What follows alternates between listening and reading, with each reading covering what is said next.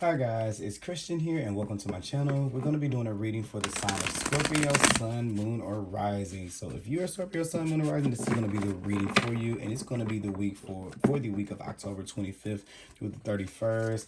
Happy early birthday to you guys. Or happy birthday to you guys. I don't think I missed any Scorpio birthdays yet, but we should be going into Scorpio season. So happy early birthday to all of you guys.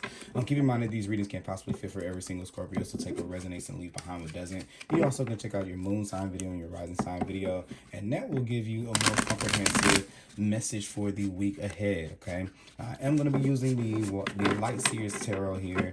We're going to pull 3 cards. Just going to go ahead and shuffle a few times here. Get an idea of your energy, what's going on in the world for Scorpio for the week of October 25th to 31st. And while I'm shuffling, I just want to say thank you guys. I'm doing a reading this round based on the order of the views from the last time. So you guys really showed out for me, Scorpio, for last week. If you haven't checked out the video for October 18th through the 24th, that is up now. And I also have some timeless love readings on my page that I just did recently as well. So you're welcome to go and find those as well. Let's see here. Let me go ahead and just cut the deck here. All right, let me just focus in on your energy, Scorpio, to see what messages we have for you guys for the week of October 25th through the 31st. Okay. I'm going to pull 3 cards right here, 1, 2, and 3. Now, we're going to look at the bottom of the deck. The bottom of the deck is going to be the overarching theme of the energy that you have going on in your life at this time. Keep in mind that energy can kind of span out a little bit further than the scope of a week. It can be year, it can be a year, it can be years, it can be months. So just keep that in mind. And then we're going to look a little bit more into how it could possibly be playing out with these cards kind of here. And then we're going to, for the sake of time, at first I was doing the oracle cards at the end, but I'm trying to keep these readings a little bit down on time because I tend to think that when you guys when I make longer readings, they get people are less, they're kind of like over it within the first few minutes. So I can tell that people are kind of like get to the point. So we'll build on time as we go on. So but for now we'll just stick with just the tarot cards. Okay, so here at the bottom of the deck we have the devil energy. Okay, so Scorpio, you guys are in a period of learning your vices, learning what things you turn to fill your voids, to fill in your empty spaces. What show was that where I'm thinking of a TV show where someone was like, but he has an empty space or something like that. They were like a stepchild or something like that, or a kid that said they have an empty space. But anyway, no, side note.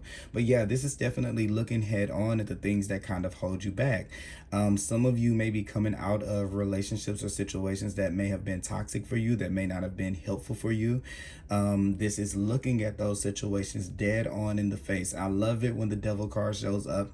And I kind of love it when any tarot card shows up, especially one that people kind of find as, you know, like not as positive, because I think that in the cards, the one thing that's magical is if you're at the point to where this is appearing in your reading, this is something that you have the capacity to be able to see and not be a part of. Usually sometimes with this kind of energy, we're in the midst of it, we're a part of it, to see it as something separate. So this can be these relationships or these things that we slip into and we kind of mesh our energy with, and then there's no way to distinguish ours, you know, from it. It becomes something that controls us. We can't tell the difference between us and a bad relationship that we're in. So we may judge ourselves as bad if the relationship is bad, or an addiction that we're in. We can't see ourselves past it. Our vices, what things we always run to whenever things aren't positive, when things aren't going in the best light. And I think that in the past, it takes a lot of courage to be at this point, for one, because it's a lot of self-reflection. You're kind of seeing how you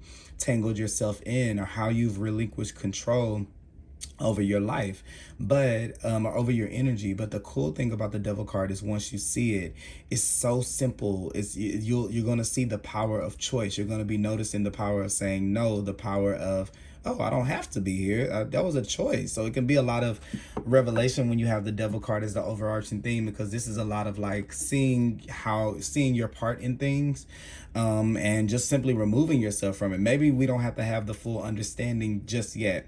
There are more cards after that in the major arcana that kind of, would foretell more of the understanding aspect. But I think that this is the sheer use of free will to come out of situations that no longer serve you. We can figure out the rest of the whys and the hows and the who's at faults. That's more of a later thing. Here is just important that you separate your energy from anything that you find to be draining or toxic or codependent, whether that be a substance, a person, a situation, even working. Sometimes the devil card is associated with the card of Capricorn.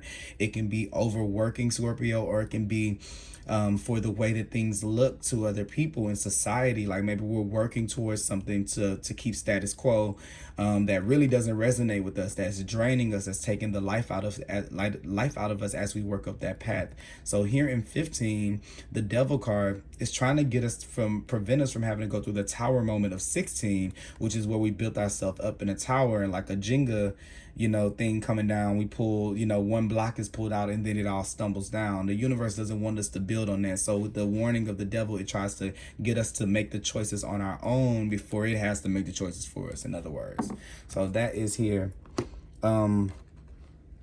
That's here, the devil energy. So first energy we have is the 10 of Wands. So look, here we are walking away from these situations, walking away from these things that have brought us a lot of dismay. I kind of feel like for some of you, this could be something where you thought that there was going to be something, you worked really hard at something and you thought that it was going to turn out another way, and here you are on the other side of the mountain, like, I'm letting that go. The 10 of Wands is all about an ending, especially if there's been some type of situation where you've taken on more of the bulk of the work. You've been the person, the doer, the one to take everybody's stress, everybody's problems, and kind of pile them on. You see this ox right here, and the ox is known to be a super strong animal, but just because it can carry everything, it doesn't mean that it kind of needs to. And I think that this is what we're probably addressing with that devil card right there, Scorpio. Where have we overgiven where we didn't need to? Not to say that it wouldn't have been nice that you did it, but we're looking deeper at what makes us feel like we need to do that. Here we are with the Queen of Swords, the Queen of Cups. So this is that looking deeper. We're trying to find the deeper understanding of why we felt that way about ourselves. And since we're willing to kind of look at ourselves, remember what I was saying about the energy of the devil, now you can see it. So this is kind of like the 8 of Swords. You see this, we can see what things have trapped us up, what things have controlled us. We're in tune with it, and we're actively healing that part of ourselves to kind of release us from a lot of things. So there are going to be a lot of endings and changes, but after this 10 of Wands comes the Ace of Wands. It's new beginnings, it's a new path, it's a new direction. You're definitely working on it. Here you have the Hermit card right here. So this is a lot of self-reflection. You're going to yourself, and this could be a very solitary time for you. So some of you can be leaving behind a group of people, or a situation, a job, somewhere where you kind of felt supported, and where you felt like you were supposed to be supported, and these things kind of never translated over to you being supported. Here is like where you're putting your foot down, you're putting your boundaries, and you're saying no more. You have the 9 of Wands, and then following it, you have the 10 of Wands right there. So this is a progression being built here, and then here's this Ace. So I was saying it always comes with something new. So here's the Ace of Wands, and underneath it is the 10 of Pentacles here. So here you're making the space to put you on a path for something, like this mountain that you were kind of working up, whatever this thing is that you were kind of working on, this journey. You've come down, you're like, you know what, it's not worth it, there's nothing there. You're admitting it. Here is this perfect going along with the devil energy, because remember, I was saying the Tower, which is 16, the next card that follows this one, is where the universe has to make us leave. This is you willingly leaving away from situations and not pushing against it. And I think that just as quickly as you do it, you put yourself back on the path to have it what you're really looking for, this sense of community, this sense of love, family, unity, having support, people being there for you, legacy. This is building down a path that's something that's going to be long lasting, what you probably thought you were putting into here. So whatever way that may look, it can come in a lot of different forms. It's still bringing in something new. It's like redirection for sure.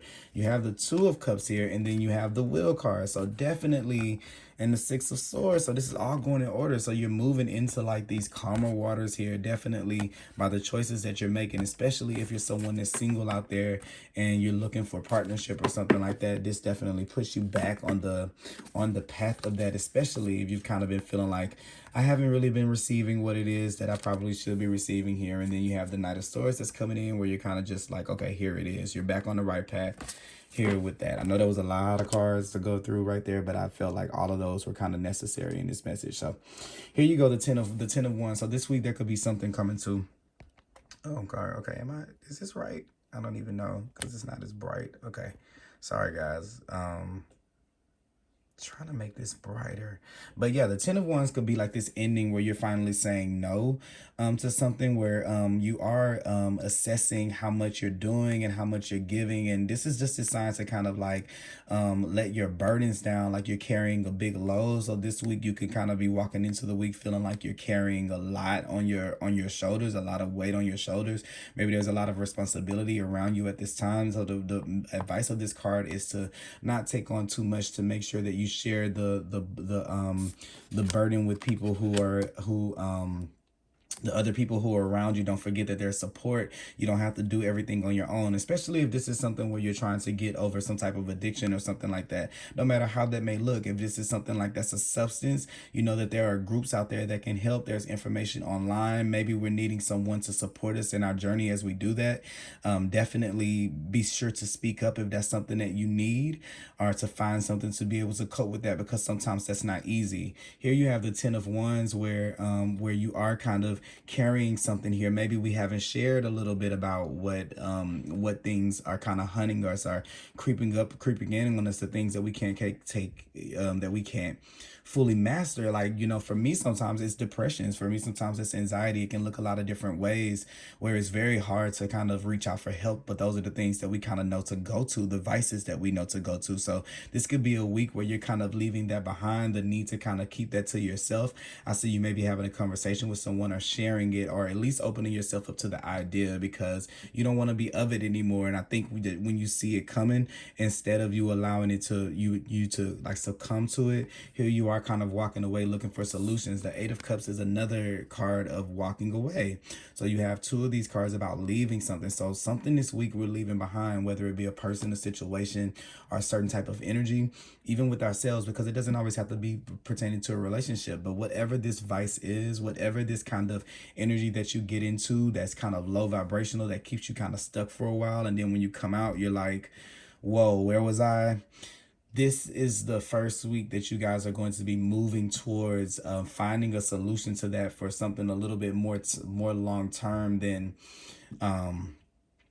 just one time. This is kind of, I'm seeing you nip it in the bud and you leaving it behind. So this is kind of coming into these skills for yourself, this help for yourself. I don't know what you're doing here per se, but it's definitely bringing a change in. You have the Wheel of Fortune here. It's like you've seen the cycle enough times. I'm not going through it anymore. This is a new time in my life. And I kind of feel like this for some of you who